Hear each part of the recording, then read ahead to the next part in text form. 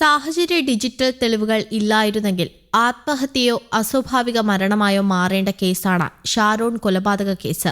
ശൂന്യതയിൽ നിന്ന് തുടങ്ങിയ അന്വേഷണം പ്രതി ഗ്രീഷ്മയിലേക്ക് എത്തിച്ച വധശിക്ഷ വാങ്ങിക്കൊടുക്കാനായതിൽ അന്വേഷണ സംഘത്തിന് അഭിമാനിക്കാം.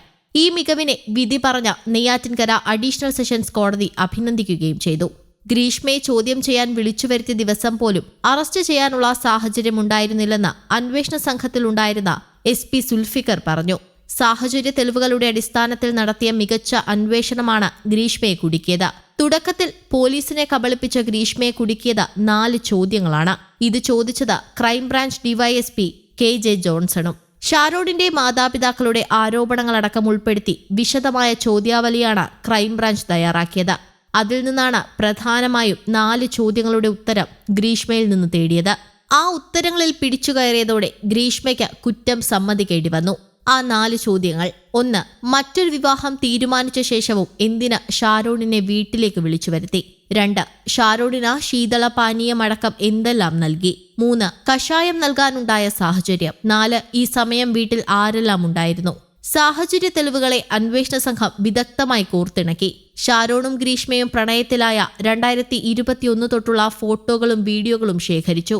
ഫോറൻസിക് ലാബിലെ ദീപയുടെ നേതൃത്വത്തിലുള്ള സംഘമാണ് ഇത് കണ്ടെത്തിയത്. ഗ്രീഷ്മ വിഷക്കുപ്പിയുടെ ലേബൽ ഇളക്കി മാറ്റിയ ശേഷമാണ് കുപ്പി ഉപേക്ഷിച്ചത്. ആ ലേബൽ പോലീസ് കണ്ടെത്തി. സയന്റിഫിക് ഓഫീസറായ വിനീതിന്റെ നേതൃത്വത്തിൽ കീറിക്കളഞ്ഞ ലേബൽ വിഷക്കുപ്പിയുടേതെന്ന് തെളിയിച്ചു. തിരുവനന്തപുരം റൂറൽ SP ആയിരുന്ന D ശില്പയുടെ നേതൃത്വത്തിലുള്ള സ്പെഷ്യൽ ടീമാണ് കേസ് അന്വേഷിച്ചത്.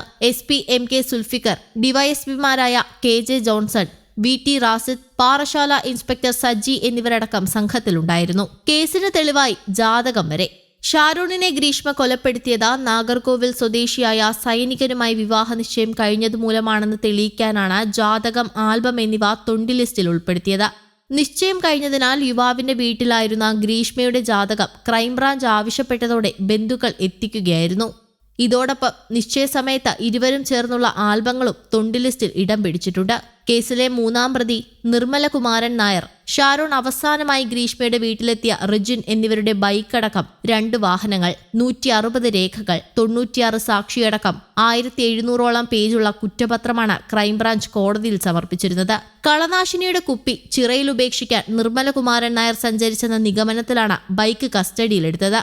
ഷാരോൺ കഷായം കുടിച്ച് അവശനായി ആദ്യം പാറശാല ആശുപത്രിയിലെത്തിയപ്പോൾ ചികിത്സിച്ച ഡോക്ടർ മുതൽ പോസ്റ്റ്മോർട്ടം നടത്തിയ സർജൻ വരെ 16 ഡോക്ടർമാരുടെ മൊഴികളും പൂർണ്ണമായ മെഡിക്കൽ രേഖകളും കുറ്റപത്രത്തിൽ ഉൾപ്പെടുത്തിയിരുന്നു. ടിക്ടോക്ക് മുതലായ സമൂഹ മാധ്യമങ്ങളിൽ ഗ്രീഷ്മ സജീവമായിരുന്നു. 2022 ഒക്ടോബർ 30 അറസ്റ്റിലായതിനു ശേഷം ഒരാഴ്ച കഴിഞ്ഞ് ക്രൈംബ്രാഞ്ച് സംഘം തെളിവെടുപ്പിന് ഗ്രീഷ്മയെ വീട്ടിലെത്തിച്ചിരുന്നു. പോലീസിന് സംഭവം വിവരിച്ചു നൽകുന്ന ഗ്രീഷ്മയെ ഞെട്ടലോടെയാണ് പരിസരവാസികൾ കണ്ടത്. സംഭവം നടന്ന 6 മാസത്തിനുള്ളിൽ വീട് വിൽപ്പന നടത്തി രക്ഷിതാക്കൾ താമസം മാറ്റി. News desk, Kerala Kaumudi.